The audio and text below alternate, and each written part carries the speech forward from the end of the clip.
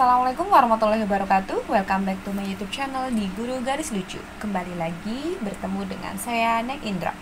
Nah, pada video kali ini kita akan belajar matematika wajib untuk kelas 11, yaitu bab 1 ada program linear. Nah, apa saja materi di program linear? Yang pertama ada melukis daerah himpunan penyelesaian DHP dari sistem pertidaksamaan linear dua variabel atau sering kita singkat dengan SPTLDV. Kemudian menentukan SPTLDV dari lukisan DHP, kemudian menentukan nilai optimum.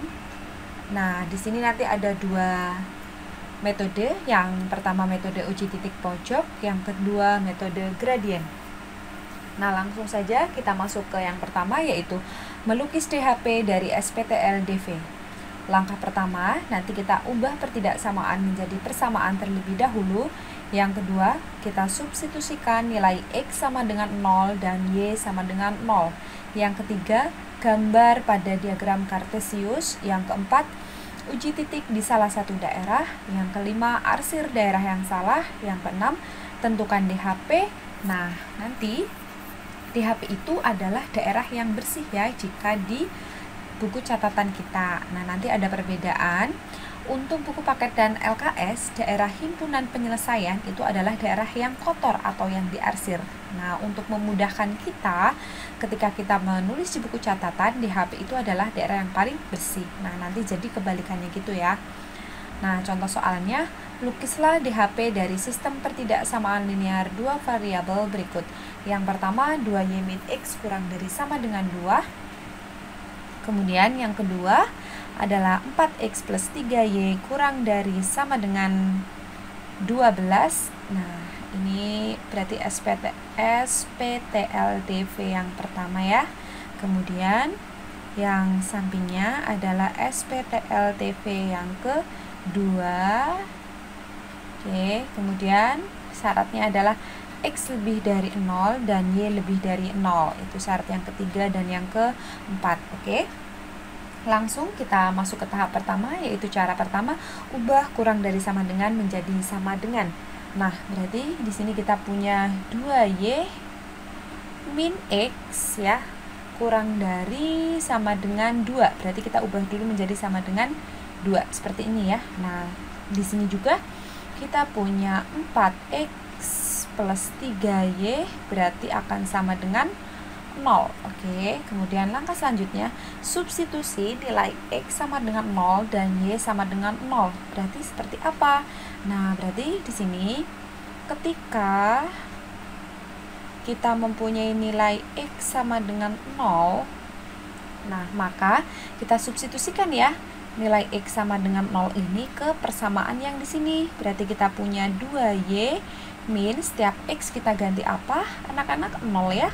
0 sama dengan 2. Seperti ini ya. Nah, berarti kita punya 2Y sama dengan 2. Berarti Y sama dengan, berarti 2 dibagi 2. 2 dibagi 2. Berapa 2 dibagi 2? Sama dengan 1. Seperti ini ya. Nah, kemudian yang kedua, X sama dengan 0 udah. Yang kedua adalah ketika Y sama dengan 0. Nah, jadi ketika Y sama dengan 0, maka, nah berarti Y-nya setiap ada Y kita ganti 0. 2, Y-nya diganti dengan 0 min X sama dengan 2. Seperti ini ya. 2 kali 0, 0. 0 min X sama dengan 2. Nah, kemudian X sama dengan negatifnya pindah ke sini. Jadi min 2. Seperti ini. Paham ya teman-teman? Nah, kemudian kita buat di kotak seperti ini. Nah, kita jodohkan ya. Nah, yang X dan yang Y. Nah, titik pertama kita punya ketika X-nya 0, ketika X-nya 0, Y-nya berapa teman-teman? 1. Nah, yang kedua ketika Y-nya 0, X-nya berapa? Negatif 2. Oke, seperti ini ya. Nah, kemudian kita lanjutkan ke persamaan yang kedua. Nah, seperti tadi persis, berarti ketika X-nya 0, nah kita masukkan ya. Berarti gimana nih ketika X-nya 0? Nah, berarti 4 dikali 0 ditambah 3Y sama dengan, oh mohon maaf, ini bukan sama dengan 0, ini sama dengan berapa?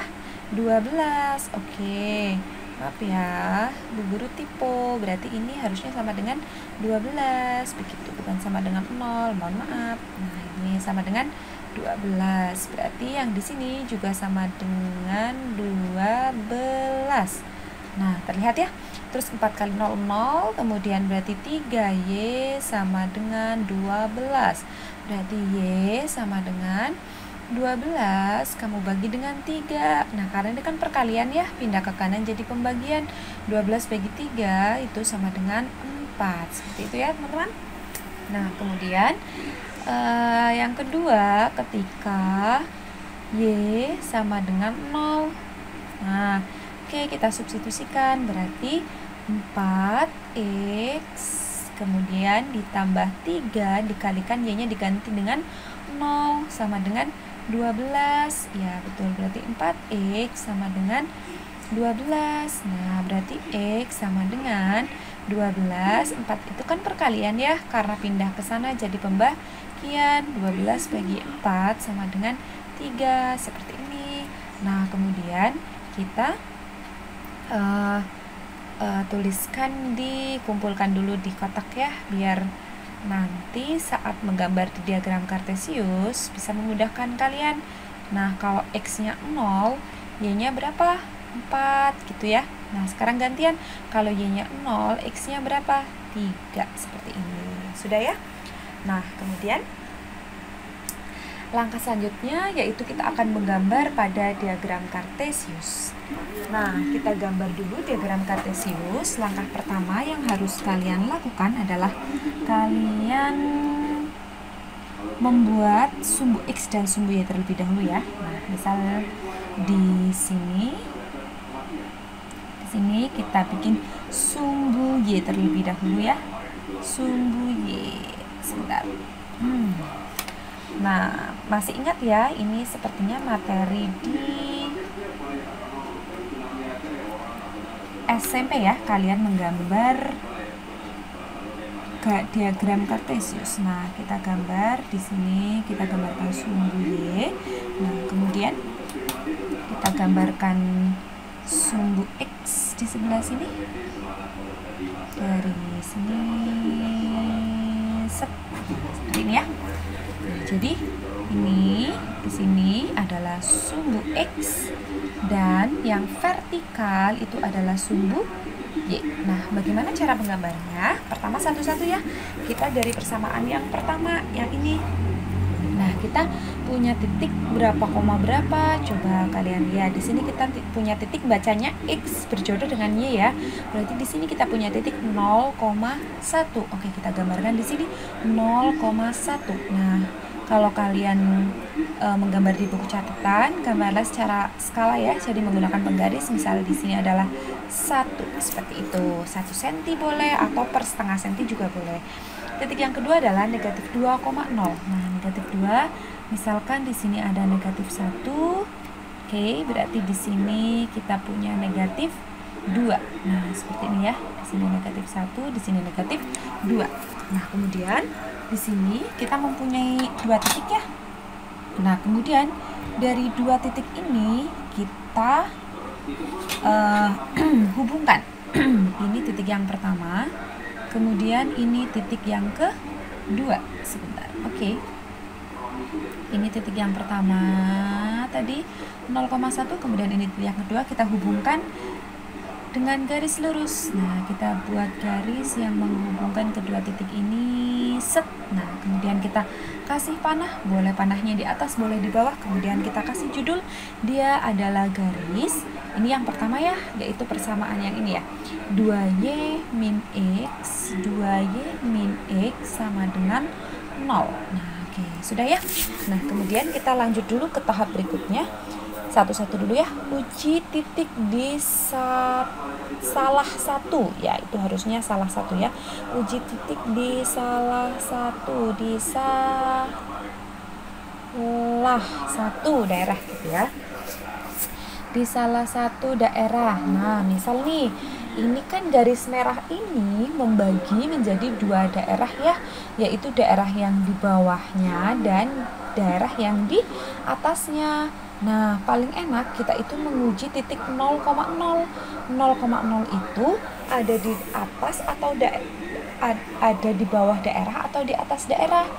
Nah, kita uji titik 0,0 ya, yang gampang ya. Nah, kita pilih titik 0,0. 0,0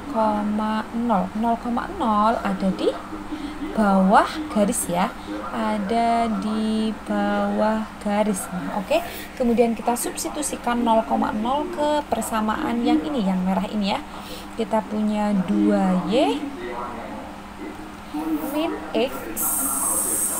Nah, biar kalian bisa membedakan, nah kita ganti warnanya dulu menjadi warna merah.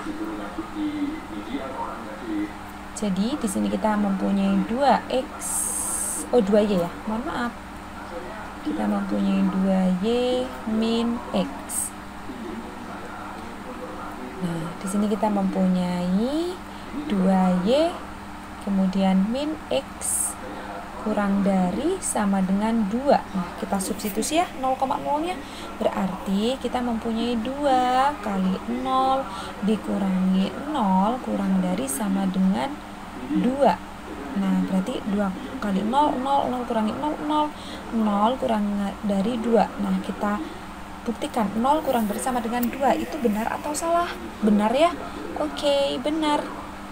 Nah, karena benar berarti daerah yang di bawah garis tersebut adalah DHP-nya, teman-teman. Nah, berarti daerah yang di bawah itu adalah DHP-nya. Berarti DHP-nya itu daerah yang di bawah. Nah, akibatnya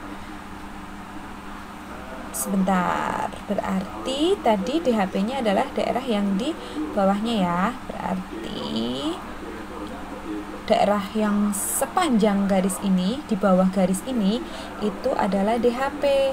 Nah, kita tulis dulu. Daerah yang bawah adalah DHP. Berarti yang bawah itu adalah DHP. DHP. Nah, akibatnya kita disuruh mengarsir yang salah. Nah, kalau bawah DHP berarti yang salah adalah yang atas. Oke, berarti daerah yang salah adalah daerah yang atas. Nah, berarti kita arsir nih daerah yang salah. Nah, jadi kalau kita di buku catatan yang kita arsir adalah daerah yang salah seperti itu ya. Nah, kita arsir, atau jika menggunakan di buku catatan kalian menggunakan pensil ya. Nah, kemudian bisa ya seperti ini ya. Oke, kita lanjut ke persamaan yang kedua, yaitu kita mempunyai persamaan ini ya, 4x plus 3y sama dengan 12. Nah, kita gambarkan dulu. Kita mempunyai titik di situ berapa? 0,4 dan 3,0. Oke, 0,4. Bacanya dari x ya, 0,4. 1, ini misal 2, ini 3, ini 4. Oke, di sini titik yang pertama, kemudian 3,0. 3 dulu yang kita baca. 1, 2, 3, 3,0 di sini ya. Nah, kemudian kita tarik garis dari sini ke sini ya. Nah, maaf mention, kalian kalau gambar di tempat kalian nanti pakai penggaris ya. Oke, kemudian setelah kita gambar, nah kita namakan ini adalah berapa tadi? Persamaannya adalah 4x plus 3y sama dengan 12. Seperti ini ya. Nah, kemudian seperti tadi kita uji titik di salah satu daerah. Nah, garis ini kan membagi daerah menjadi 2, di bawah garis dan di atas garis. Oke, seperti biasa yang kita uji adalah titik 0,0 biar gampang ya. Titik 0,0. Nah, 0,0 itu ada di bawah atau di atas garis? Berarti kan ada di bawah ya, di bawah. Nah, kita uji titiknya. Yang persamaannya adalah, kita lihat yang ini ya. Pertidaksamaannya adalah 4x plus 3y kurang dari sama dengan 12. Nah, berarti kita masukkan 0,0-nya, berarti 4 kali 0 ditambah 3 kali 0 kurang dari sama dengan 12. 0 kurang dari sama dengan 12. Pertanyaannya betul apa salah? Betul ya? Oke, karena dia betul, berarti daerah yang bawah adalah DHP. Ya, ini berarti DHP. Akibatnya, berarti daerah yang salah itu yang mana? Berarti daerah yang atas, karena yang bawah benar DHP, berarti yang salah adalah kebalikannya, berarti yang atas. Yang salah mana teman-teman? Ini berarti ya, sepanjang atas garis ini dia adalah daerah yang salah. Nah, kemudian syarat yang ketiga, X lebih dari sama dengan 0, dan yang keempat, Y lebih dari sama dengan 0. Nah, untuk X lebih dari sama dengan 0, DHP-nya di atas sumbu X. Nah, berarti di sini ya, DHP yang bersih. Nah, berarti yang kita arsir yang salah, berarti yang kita arsir yang bawah. Nah, karena daerahnya itu yang atas yang benar, berarti yang kita arsir yang bawah. Oke, kemudian Y lebih dari sama dengan 0, maka DHP-nya adalah di kanan sumbu Y. Di sini ya, yang benar ya. Maka yang kita arsir adalah yang sebelah kiri. Nah, seperti ini. Nah, kemudian kesimpulannya adalah kita cari daerah yang paling bersih. Jadi irisan daerah yang paling bersih dari semuanya. Nah, manakah daerahnya? Sebelah sini ya. Ini adalah daerah yang paling bersih. Berarti ini adalah DHP. Nah, seperti ini. Paham ya teman-teman? Oke.